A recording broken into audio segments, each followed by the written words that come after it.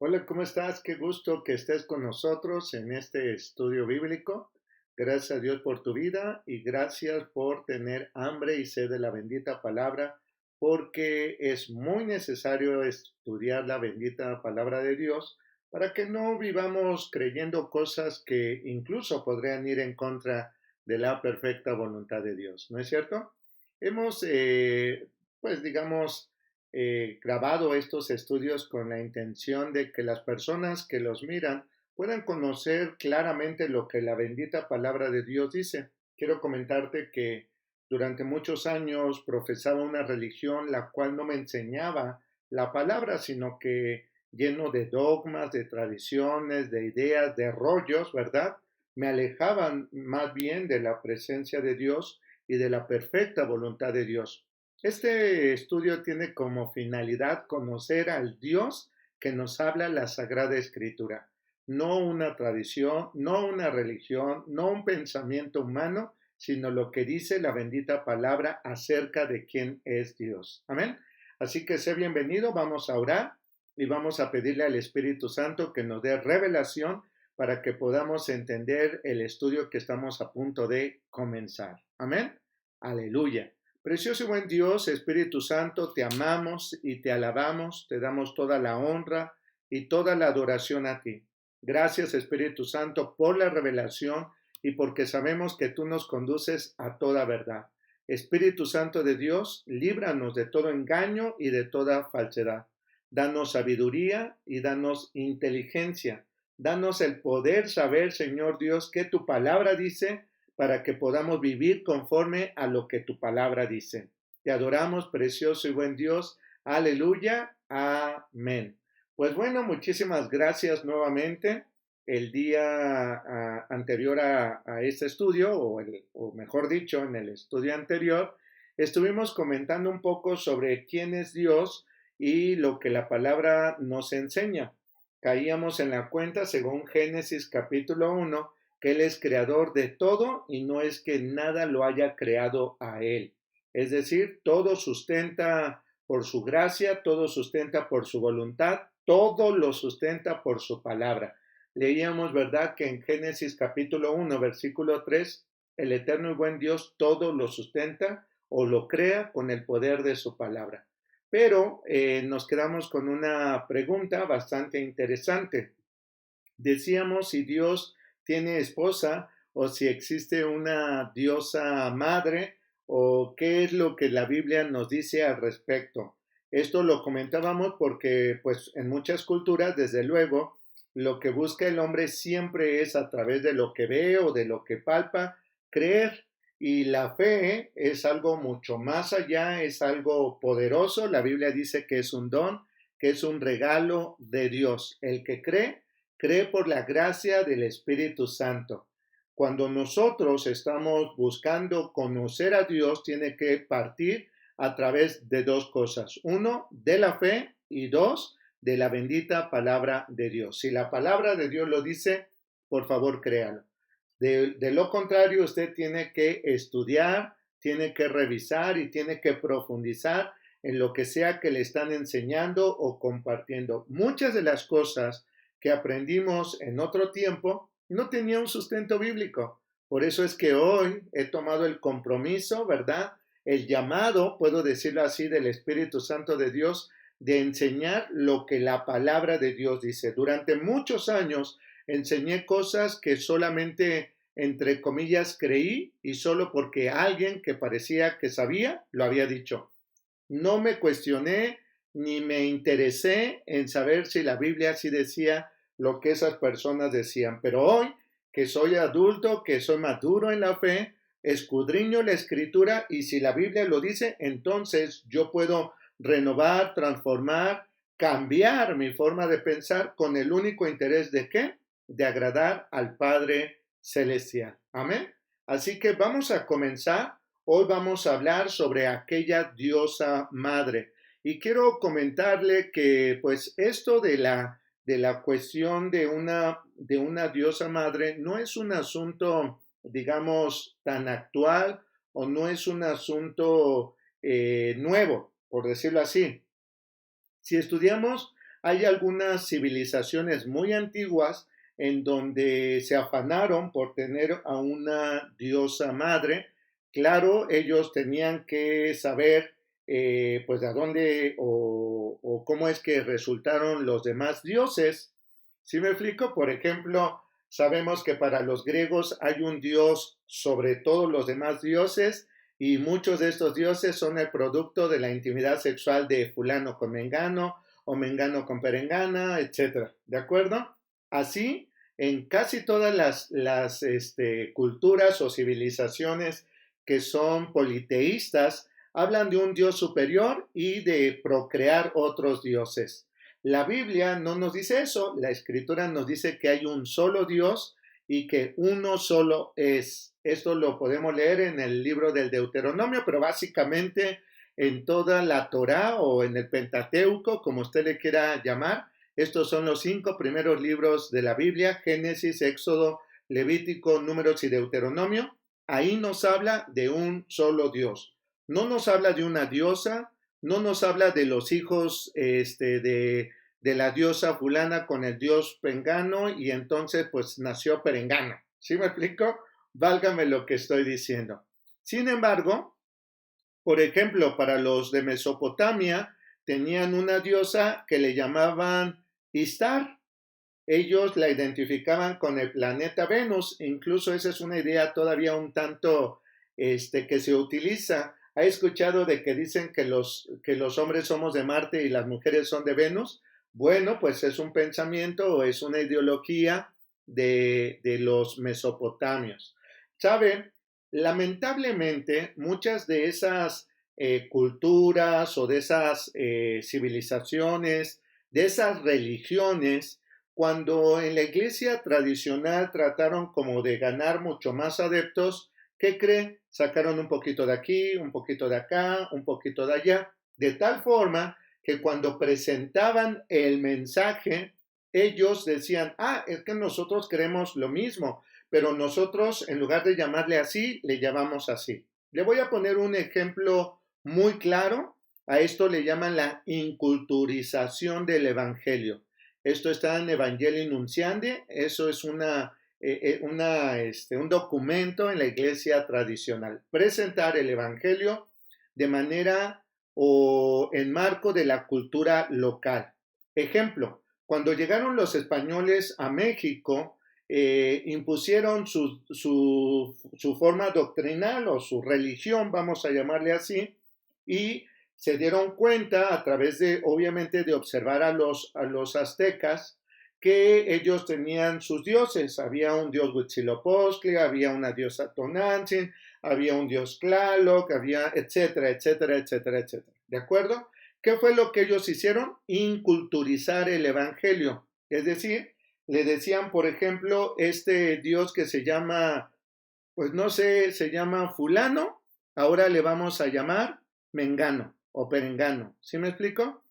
Cuando los españoles, cuando los religiosos llegaron, lo único que hicieron fue cambiarle el nombre de ese dios poniéndole otro nombre de otro dios. Y esto fue la manera en que lograron que fueran aceptados esos dioses dentro de una religión. Esos dioses, voy a utilizar esas imágenes para poder hacer que los indígenas, que nuestros antepasados los aceptarán. Claro, estamos hablando que ninguno de ellos tenía el conocimiento de un solo Dios, no tenían, por supuesto, el conocimiento de la Biblia, no sabían ni conocían el mensaje de salvación. ¿De acuerdo?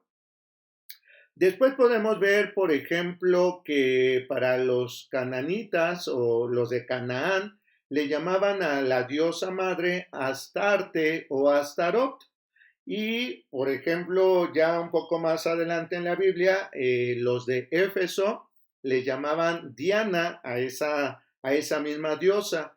Los egipcios también tienen a una diosa, Nefertiti, y así sucesivamente. En muchas culturas, en muchas religiones, podemos ver que hay una llamada reina del cielo o una diosa madre o una co-creadora, podríamos decir así. Es decir, pues claro, esto es un pensamiento netamente humano, netamente biológico, netamente natural. Cuando un hombre se llega a una mujer e intiman, procrean. Entonces, pues bueno, ese era un pensamiento normal y así es como quisieron adecuarlo a sus dioses. Hubo quienes incluso pensaron que Dios debía de tener una pareja, ¿no? Si Dios le dijo a Adán, no es bueno que el hombre esté solo, pues entonces Dios dijo, pues como yo mismo no estoy solo, entonces vamos a hacerle una ayuda a Adán como yo la tengo. Esto fue un pensamiento bastante serio. A lo mejor a usted le puede parecer hasta como ridículo, pero quiero decirle que esto era un pensamiento bastante serio. ¿Qué le parece si leemos, por favor, en el libro del Génesis, en el capítulo 14?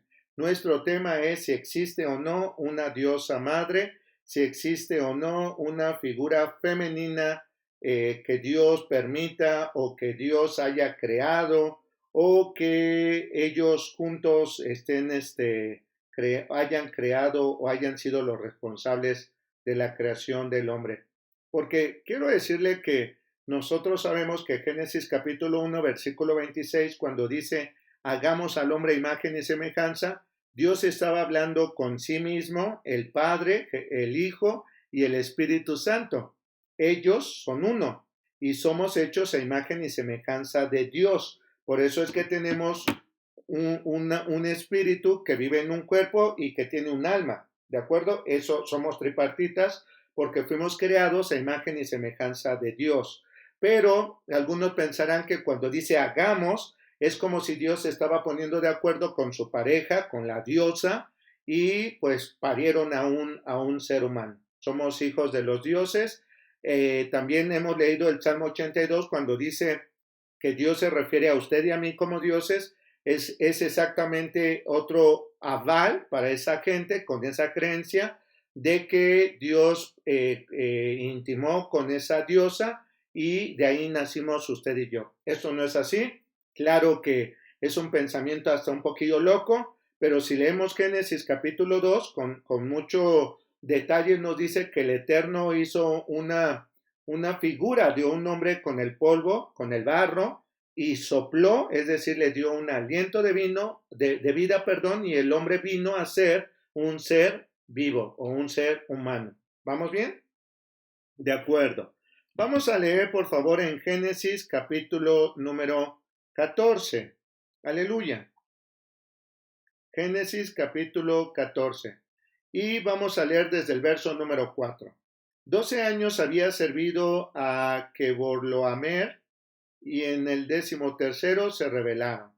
Y en el año 14º vino Kedorlaomer y los reyes que estaban de su parte y derrotaron a los refaitas en Astarot Carnaim, a los susitas en Ham y a los semitas en Sabe Kiriataim. Lo que quiero que usted pueda notar en estos nombres tan extraños o tan comunes para ellos, pero tal vez para nosotros un tanto extraños, es que incluso había una ciudad que se llamaba Carnaim de Astarot. Se da cuenta que aún hasta había una ciudad a la cual le pusieron el nombre de su diosa.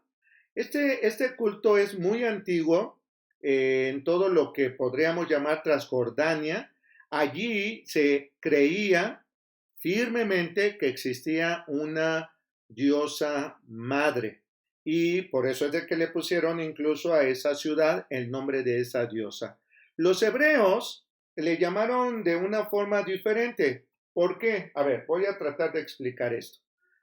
Lamentablemente, el pueblo de Dios no siempre ha sido fiel, apegado, sujeto a Dios, sino que se ha dejado corromper, se ha dejado influenciar, se ha dejado contaminar con otros dioses, con dioses que fueron adorados en diferentes lugares. Por ejemplo, también podemos decir que ellos no tenían un rey, el único que aceptaban como su rey y señor era el Eterno. Sin embargo, como ellos vieron que los otros tenían reyes, le dijeron al profeta, ve y dile al Eterno que nos dé un rey.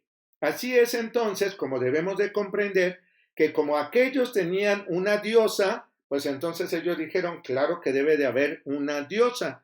Y lamentablemente para los hebreos, y vamos a leer un texto bíblico, también ellos adoptaron a esta mujer Astarot, pero con el nombre de Astoret, ¿de acuerdo? Y le adoraron. Jueces, vaya por favor al libro de los jueces, aleluya, en el capítulo número 2. Jueces capítulo 2. Aleluya. Y dice en el versículo número 12, qué tremendo que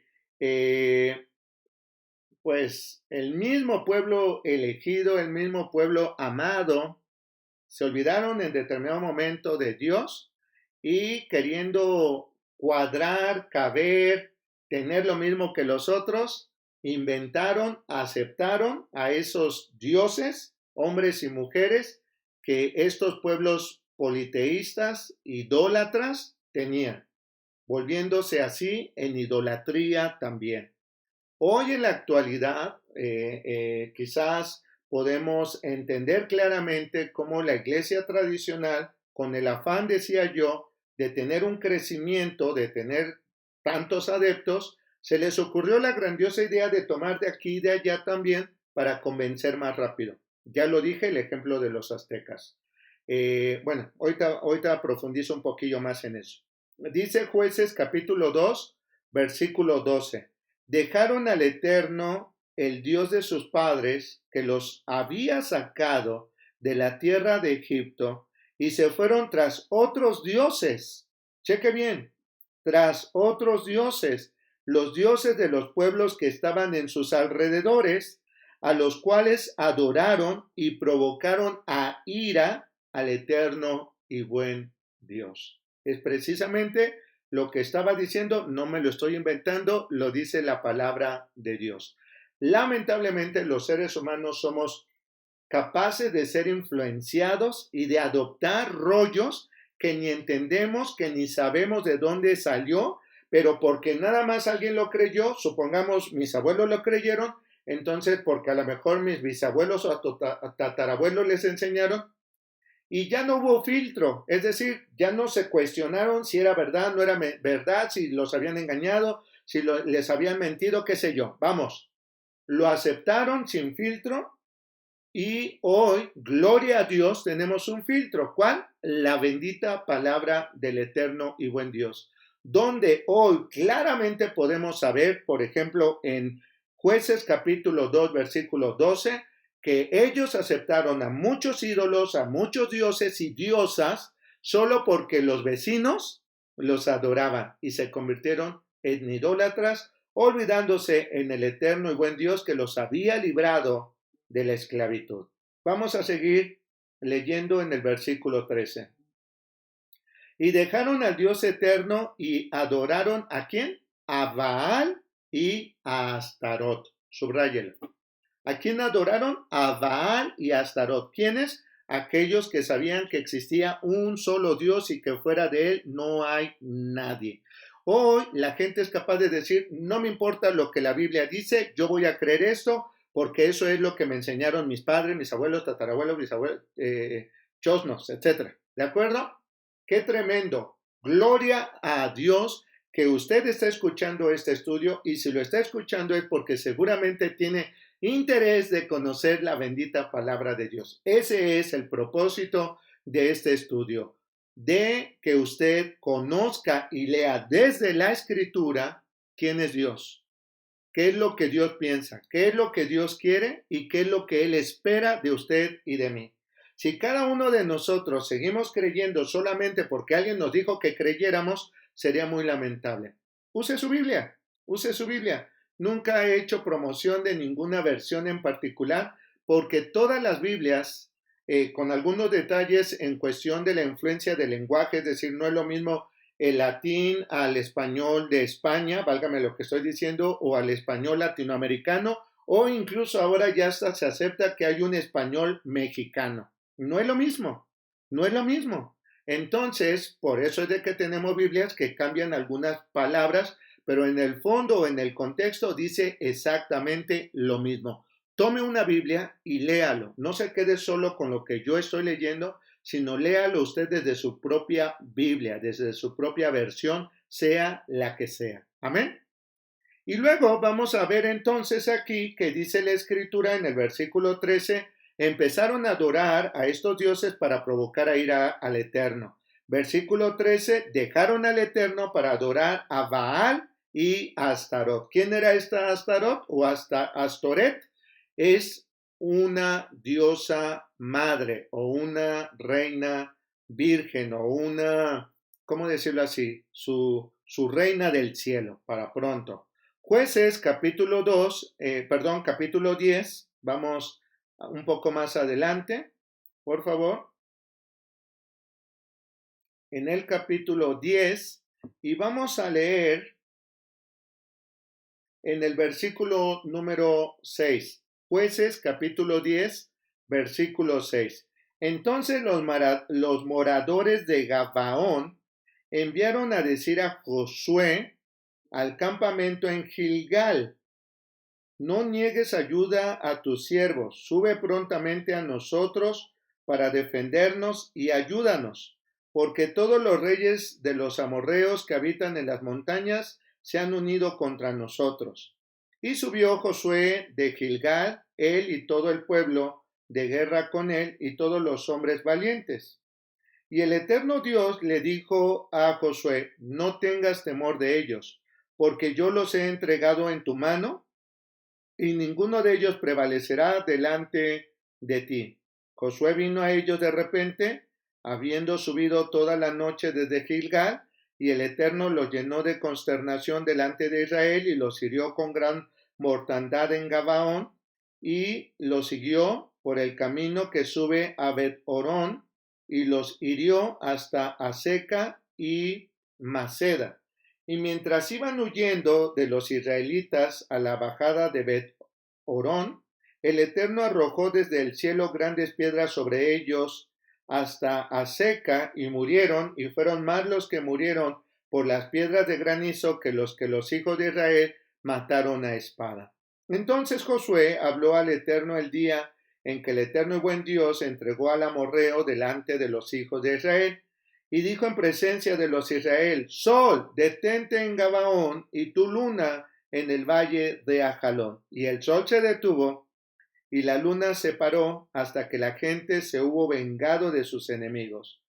¿No está escrito esto en los libros de Jasar? Y el sol se paró en medio del cielo, y no se apresuró a ponerse casi un día entero. Y no hubo día como aquel, ni antes ni después de él, habiendo atendido al Eterno y a su voz de un hombre, porque el Eterno y buen Dios pelea por Israel. Y Josué y todo Israel con él volvió al campamento de Gilgal.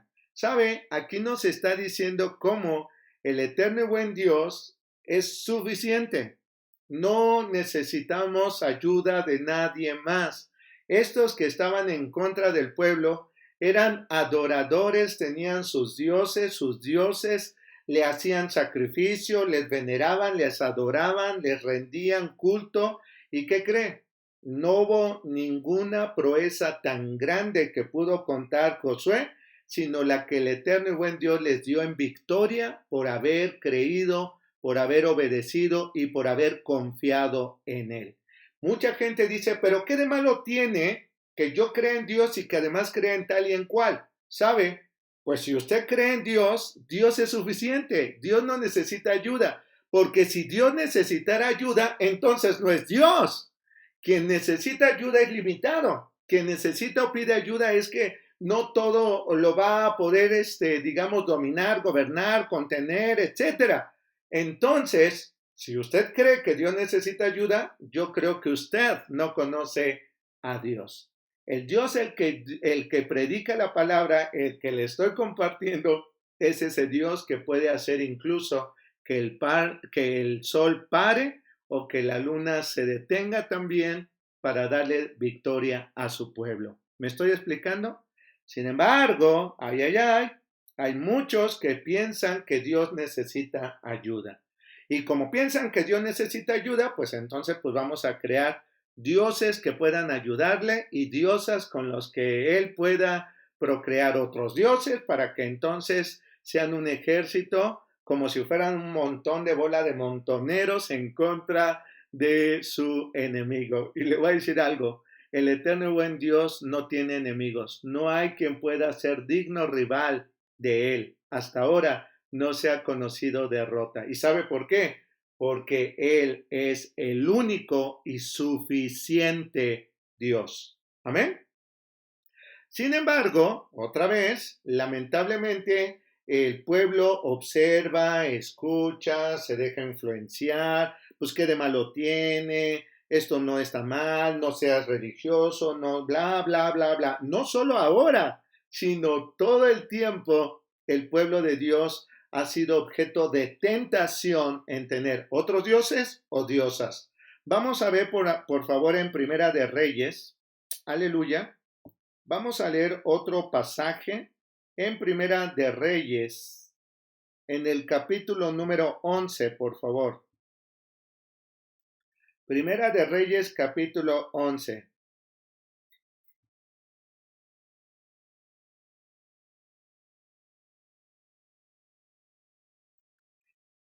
Dice aquí en este capítulo, ¿verdad? Que el rey Salomón vino a visitarle una reina de Sabá. Esta mujer pues era muy especial, se dice en algunos libros paralelos o históricos que era una mujer muy, muy hermosa, muy inteligente, muy astuta. Y bueno, en este pasaje nos dice que esta mujer llegó y visitó al rey Salomón. Recordará usted que Salomón había sido pues criado por su padre en una sola fe, en un solo Dios, en el Dios eterno.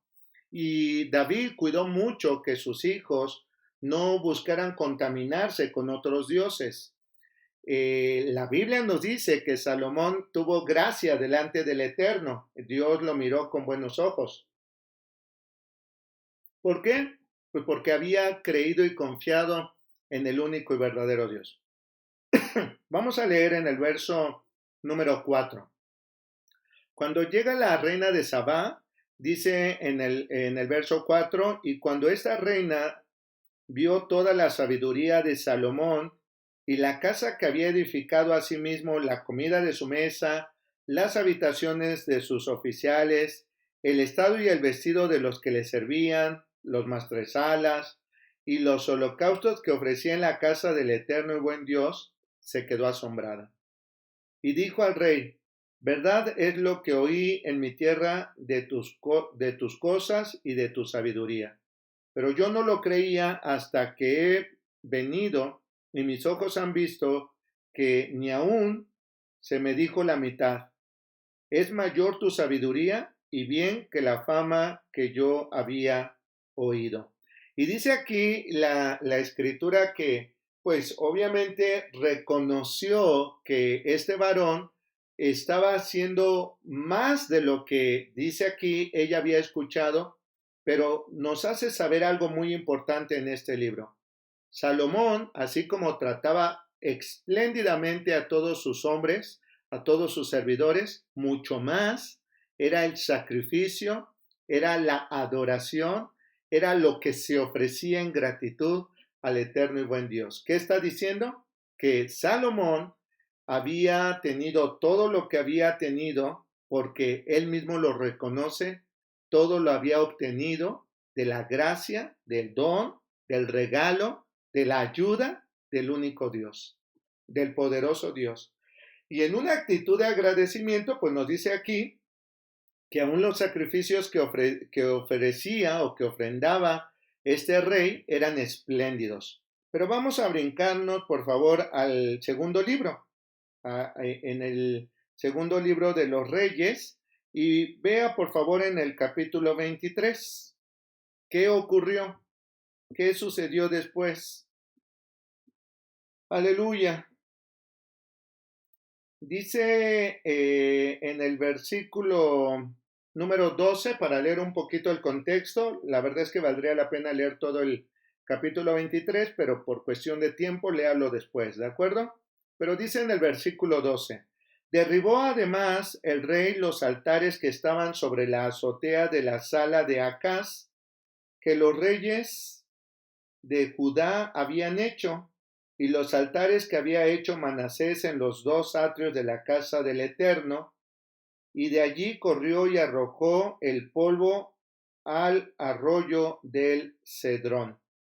Fíjese cómo nunca Salomón escondió el hecho de que toda la sabiduría y que todo lo que tenía había sido por mano del eterno y buen Dios. Lo podemos leer en el primer libro de los Reyes. Sin embargo, después de él, ¿qué ocurrió?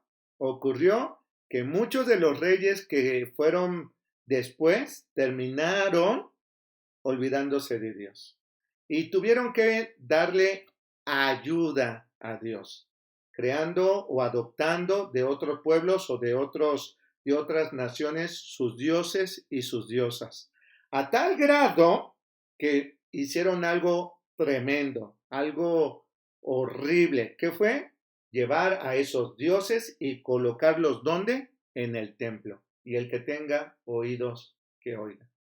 Si nosotros hoy tenemos un templo donde verdaderamente se adora al único soberano, sublime, al Rey de Reyes y Señor de Señores, no podemos introducir en ese templo donde Él se adora otros dioses, porque eso sería una abominación. Esto sería una falta tremenda de respeto a Dios, un exceso tremendo de ignorancia, de creer que Dios el Eterno necesita ayuda y hay que poner otros dioses para que le ayuden. ¿Me estoy explicando? Esto es inconcebible, pero ocurrió. Vamos a seguir leyendo en el versículo 13. Asimismo, profanó, escuche, profanó, es una profanación meter un dios o diosa al templo donde se adora al Eterno. Sin embargo, también quiero decir esto, la Biblia nos dice que Dios es espíritu y quien le adore en espíritu debe de adorarle. Dios no es una imagen, Dios no tiene una figura que nosotros podamos decir es alto, güero, rubio, trigueño, chino o lacio, qué sé yo. Dios es espíritu. Eso dice la Biblia. Y quien le adore en espíritu debe de adorarle. Si yo, repito, tengo un templo en donde solo se adora al Eterno, no puedo profanar ese templo metiendo otros dioses. Versículo 13. Asimismo profanó el rey los lugares altos que estaban delante de Jerusalén, no solamente el templo, sino aquellos lugares donde se habían propuesto levantar altar para adorar o para sacrificar al Dios eterno. Fíjese que eso es una estrategia muy interesante. Esto es un asunto satánico. Los satánicos aún en la actualidad, ¿qué creen? Van a los lugares más altos, a los montes o a los cerros, y ahí ponen altares para adorar a Satanás y para consagrar la ciudad. En el tiempo de la escritura también ocurría esto. Lugares que fueron levantados para alabar y glorificar al Padre Eterno. Recuerda en Génesis capítulo 4, cuando Caín y Abel van y ofrecen sobre un altar que seguramente construyó Adán para glorificar y para ofrecer sacrificios al Padre. Bueno, esto es una práctica muy antigua. Sin embargo, también los satánicos levantan en esos lugares altos altares para adorar a Satanás. Escuche lo que estoy diciendo. Y algunos profanaron los altares que eran para el Eterno para adorar a sus dioses, al mismo Satanás. Vamos a seguir leyendo. Profanó el rey los lugares altos que estaban delante de Jerusalén, a la mano derecha del monte de la destrucción, los cuales, ¿quién? Salomón, rey de Israel, había edificado, ¿a quién? A Astoret, ídolo abominable que los sidonios, a que Chemos, ídolo abominable de Moab, y a Milcón, ídolo abominable de los hijos de Amón. ¿Qué sucedió cuando Salomón se olvidó de que el único que le estaba dando toda la sabiduría era el Eterno, empezó a ser influenciado y a adoptar, creyendo que no pasaba nada, a otros dioses. ¿Por qué estoy diciendo esto y a dónde voy? Quizás usted dice, yo amo al Señor mi Dios con toda mi mente, con todo mi cuerpo, con todo mi corazón, con todo mi ser. Así debe de ser, aleluya. Pero usted y yo debemos de tener mucho cuidado de no ser seducidos por lo que vemos que los otros hacen. Porque aunque todos hagan algo, no significa que porque todos lo hacen, significa que está bien. No sé si me estoy explicando. Algunos tienen argumentos como que, bueno, pero si en esa religión son miles, son millones, ni modo que millones puedan estar equivocados. Pues le digo claramente que aún esos millones están equivocados por una sola razón. ¿Cuál? Ignorar la palabra de Dios. Y cuando uno ignora la palabra de Dios, cuando uno se aparta de una relación con Dios, aún podría llegar a cometer una abominación como el hombre que se presume el más inteligente entre todos los hombres que ha habido y que habrá, Salomón. Aún ese varón, con toda la sabiduría, ¿qué cree? Fue seducido, engañado, quizás ni siquiera podemos concebir que con tanta sabiduría haya terminado cometiendo tan tremenda abominación. ¿Sabe? Es cuando la bendita palabra de Dios lo dice, el que crea que está firme, que mire que no caiga. Usted, aunque puede ser un hombre que ama, que cree, aunque pueda ser un hombre con muchos años en el Evangelio, podría terminar siendo influenciado por quedar bien, por llevar la fiesta en paz, porque todo mundo lo hace y caer en idolatría, como lo hizo Salomón. ¿Quién levantó esos lugares profanándolos? Mire, el mismo que los levantó para alabar y glorificar al Eterno, el mismo fue y llevó ídolos, y aquí nos dice en estos lugares para destrucción, porque hubo una gran consecuencia de la idolatría, para destrucción del pueblo de Dios. Dice aquí que el mismo Salomón edificó a Astarot, la reina del cielo. Ese abominable ídolo, que dice aquí, quienes lo adoraban o quienes lo habían influenciado, vamos a decir así, a Salomón, habían sido los sidonios. Y luego pusieron a Quemos, otro abominable ídolo de los moabitas. Y después vino Milcón, otro ídolo abominable de los amonitas. ¡Wow! Dios les dio la victoria contra estos se fortalecieron, estos se volvieron satánicos, idólatras. Entonces Salomón, por llevar la fiesta en paz, por querer no tener bronca con los otros reinados, dijeron, bueno, pues ¿qué de malo tiene? Yo amo a Dios, no me quita nada que ponga este idolito por aquí, otro idolito por allá, de todos modos no pasa nada. Claro que sí, y claro que pasa, es una abominación.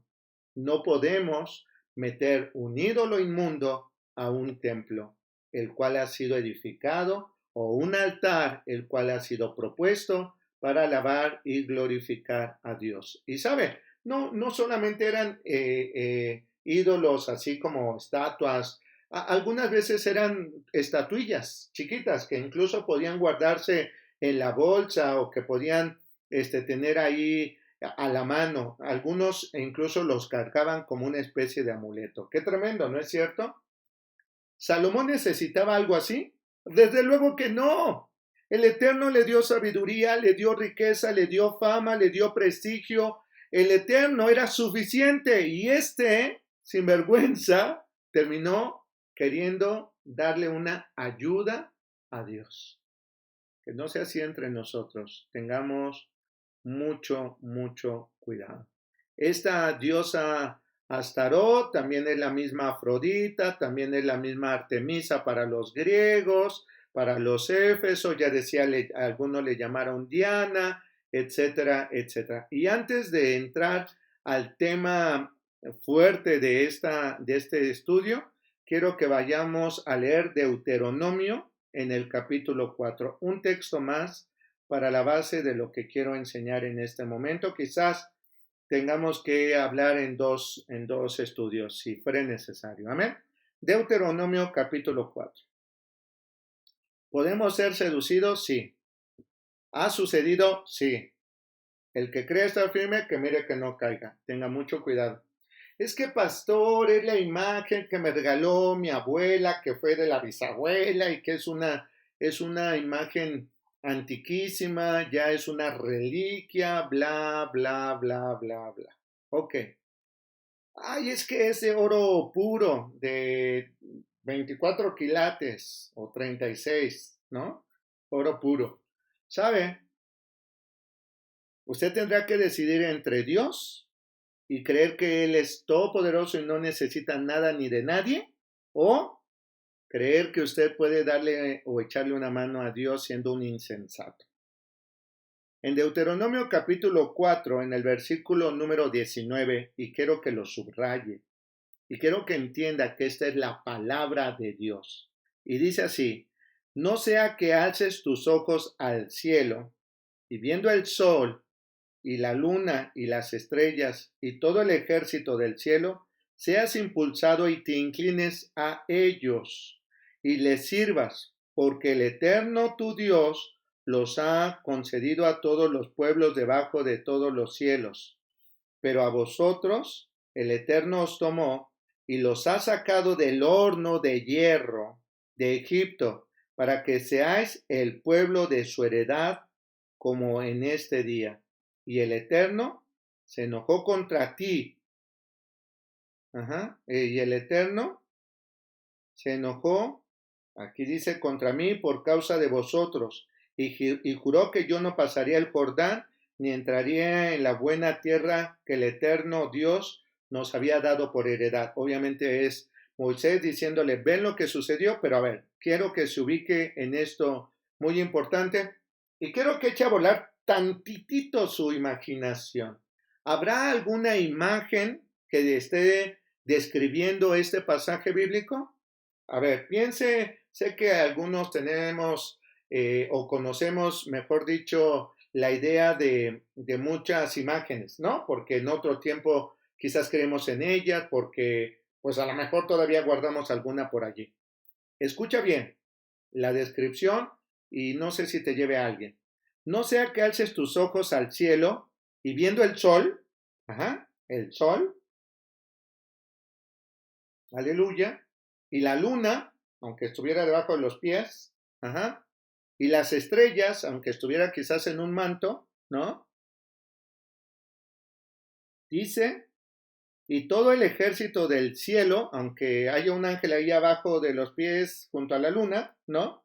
Seas impulsado y te inclines a ellos y les sirvas, porque el Eterno tu Dios los ha concedido a todos los pueblos debajo de todos los cielos, pero a vosotros no es así. A nosotros no puede ser así. Dice, a nosotros el Eterno nos tomó y nos sacó de horno de hierro, de tierra de esclavitud.